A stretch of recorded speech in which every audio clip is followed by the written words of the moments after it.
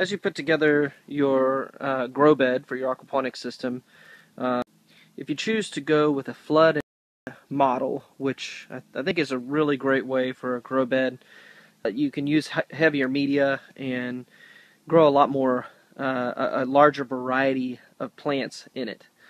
There's a lot of different ways that you can flood and or your grow bed. And what I found as one of the most efficient ways is a bell siphon. A bell siphon doesn't require any electricity. It pretty much automates itself all the way through, and it's very reliable. It does require some adjustment when you're first starting it, and then occasionally your plants grow. You may need to make some adjustments, but those adjustments I will explain in future videos. What I want to do now is go ahead and show you how to build a bell siphon.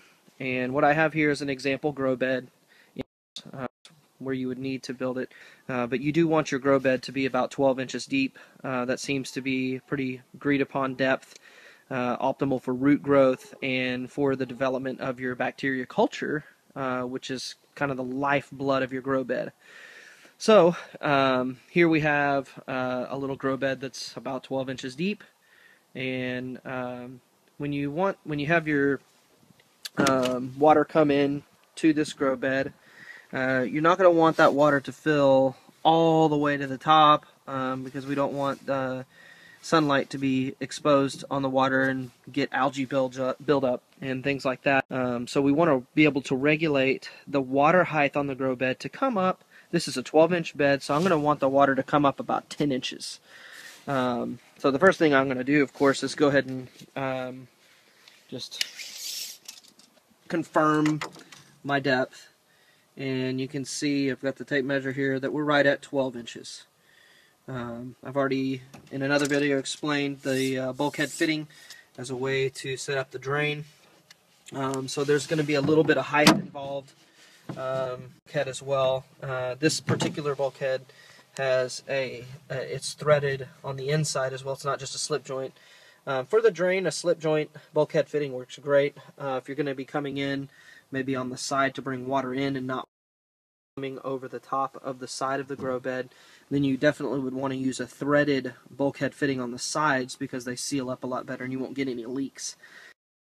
You can either go with a threaded or slip joint bulkhead fitting. Since this one is threaded, I'll need a little male adapter that I'm going to screw into there. This is 1 inch. 1 inch seems to be a good universal size for the drain. So I'm going to go from here and show you how to construct that bell siphon. What I've got here, I've got a little 3/8 inch elbow. I've got the male adapter that I just mentioned. I've got a piece of 1 inch pipe. This is actually a part of a bell siphon that I've used before. That's why it's got some buildup on it. And then this is 12 2-inch pipe, PVC Schedule 40, and then a cap. And then I've also got some PVC, or not PVC, this is a silicone, marine grade silicone adhesive. Can be bought at your local Home Depot or hardware store. So these are some components that you're going to need to start putting together that bell siphon.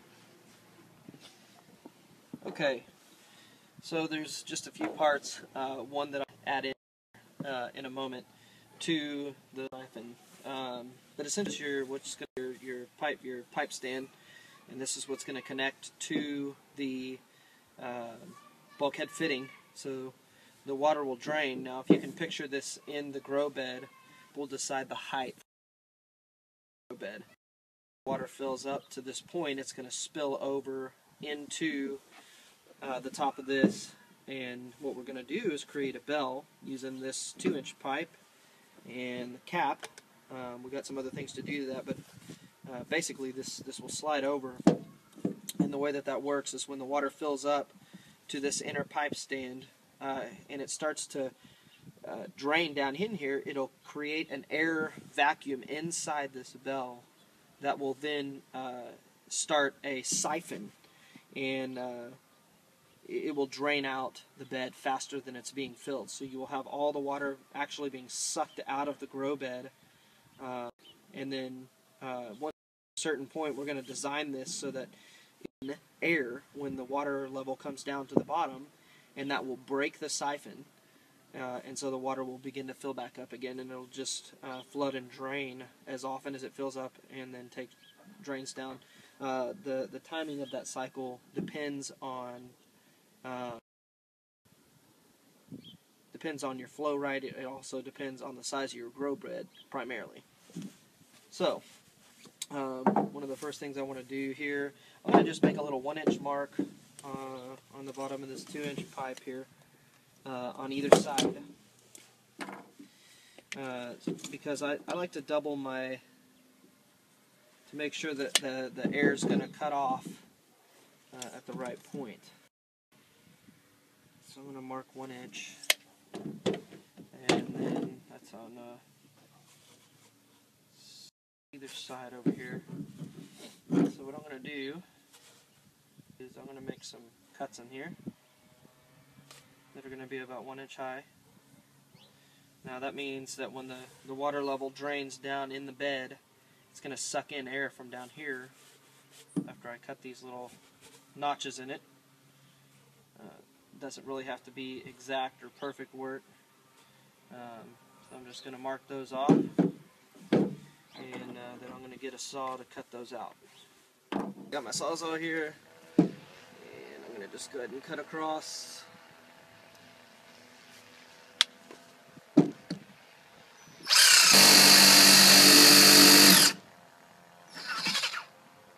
So with the sawzall there, I basically just cut the depth of the blade.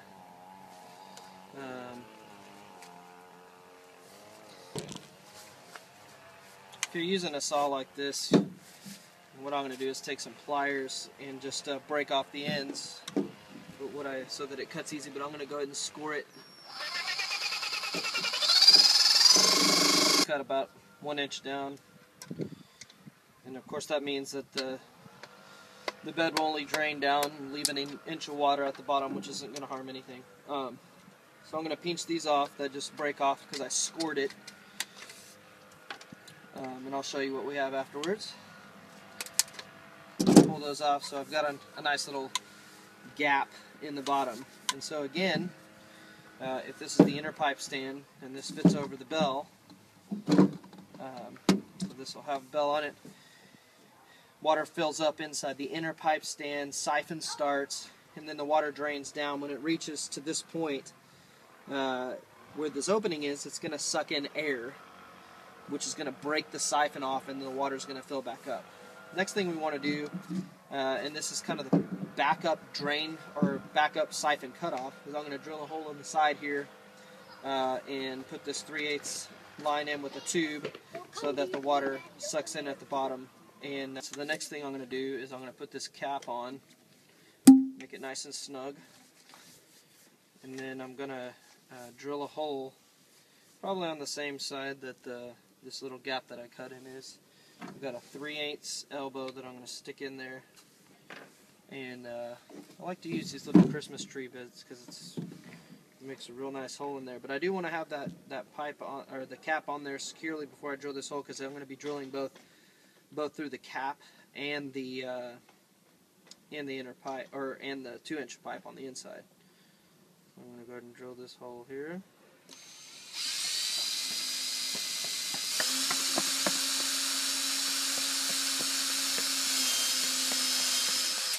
Now I've marked, since this is a 3/8 inch, I'm going to drill this into about a 1/2 inch to get it to go in.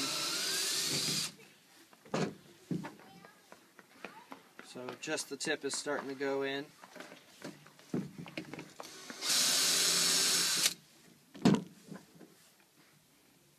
Okay, so I've got this at a point where I can push this in, and this thing is supported on one side where I can even hammer it a little bit because it's got this flat end. So if I get my hammer, okay. Now we have this elbow coming out.